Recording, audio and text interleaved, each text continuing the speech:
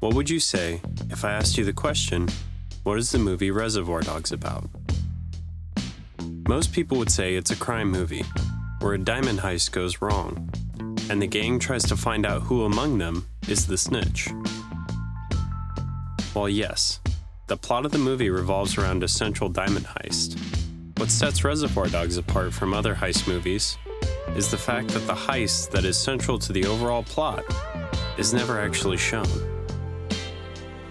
While most movies' exclusion of such a pivotal scene would normally be seen as a shortcut to save money or a failure in screenwriting, the omission of this scene in Reservoir Dogs is hardly missed, and ultimately not important to the storytelling within the movie. But what makes this movie different? When other films in the genre are bound to the task of showing the heist, why does Reservoir Dogs get a pass?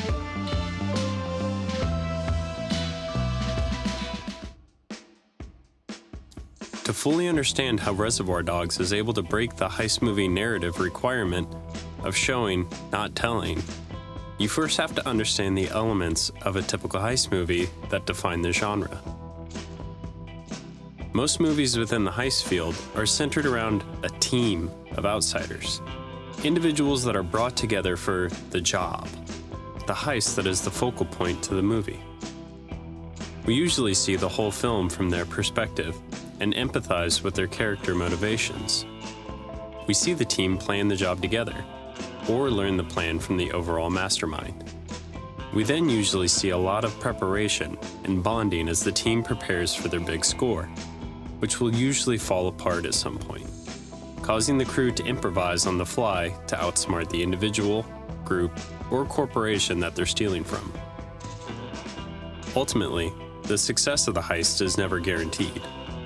A group of individuals lack communal trust and are thus more likely to betray one another than not.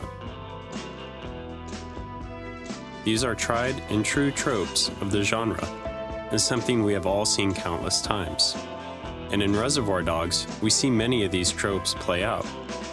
We have a crew that is assembled through several flashback scenes. We have a master plan with the preparation of the heist and a development of camaraderie among some of the members of the team. But instead of seeing the big showdown at the diamond store, we get nothing. The heist itself is completely absent from the movie. We jump from the group coming together at the diner to the immediate aftermath of the robbery. The next shot that we see that would come chronologically in the timeline is a tie between seeing Mr. Brown crash the getaway car with Mr. White shooting at the cop car pursuing them, and Mr. Pink running down the sidewalk with the diamonds, firing back in a blind panic at a group of cops running after him. No scenes of them at the diamond store. No shots of someone realizing that there were cops outside the store waiting. No reactions to Mr. Blonde taking out hostages. Nothing. We just get dialogue afterwards, taking us through the beats of the heist and what went wrong. This is an incredibly bold decision on Tarantino's part, but a calculated one, because at the end of the day, Reservoir Dogs isn't really a heist movie.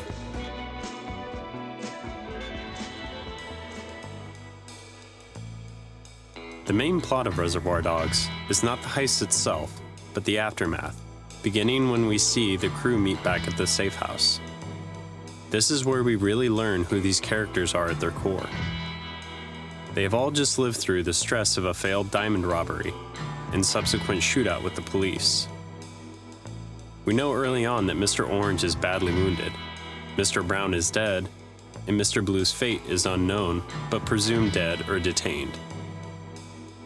The overwhelming suspicion among everyone is that one person in the crew is a police informant.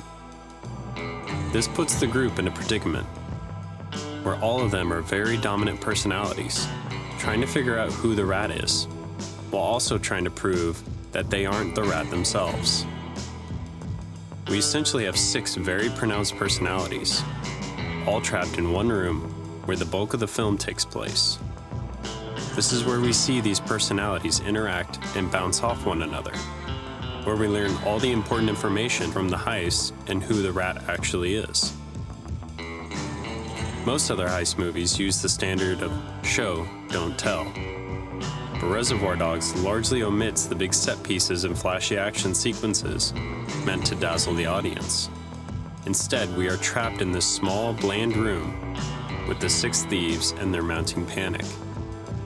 This is essentially a bottle episode, a television technique to trap characters in a singular area to resolve issues while in a confined space.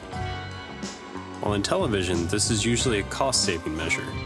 Here in Reservoir Dogs, the choice to focus on the characters' personalities and motivations plays to Tarantino's strengths of writing believable characters and fast-paced dialogue.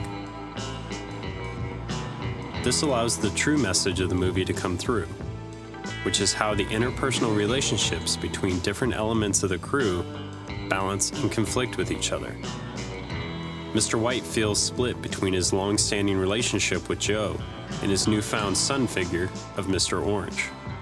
Mr. Orange feels split between his duties as a police officer and his newfound family in this crew.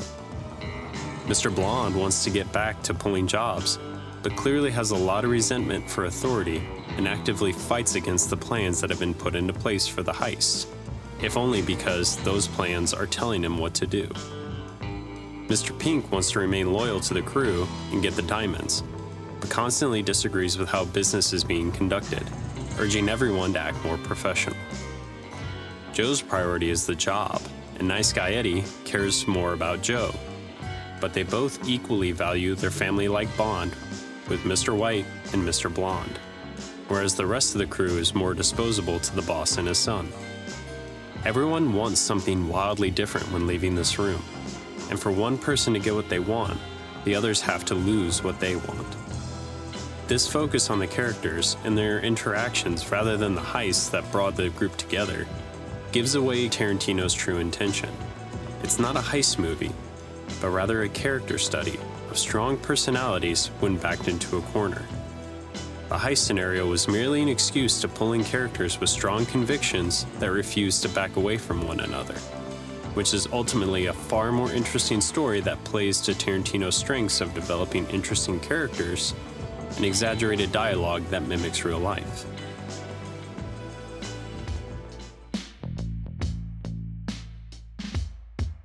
As Tarantino nears his 10th and self-imposed final movie, I think it is important and worth the time to go back on his filmography and really try to look at what has made him such a tentpole in the movie industry for the last 30 years. He has stitched together his own style that pays homage to the great directors that came before him, while still putting his own signature spin on classic movie cliches. All to the rhythm of a unique pop culture dialogue that very few have been able to replicate. Even if you don't find his work groundbreaking, he's had such an impact on filmmaking and the language of visual arts that you can't help but sit down and marvel at what he's been able to accomplish. Because at the end of the day, it's still just amazing to watch what someone who truly loves movies is able to create. Why? Because we love making movies! If you liked the video, please consider liking and subscribing to help us grow our channel. This has been Cursory Analysis. Thank you.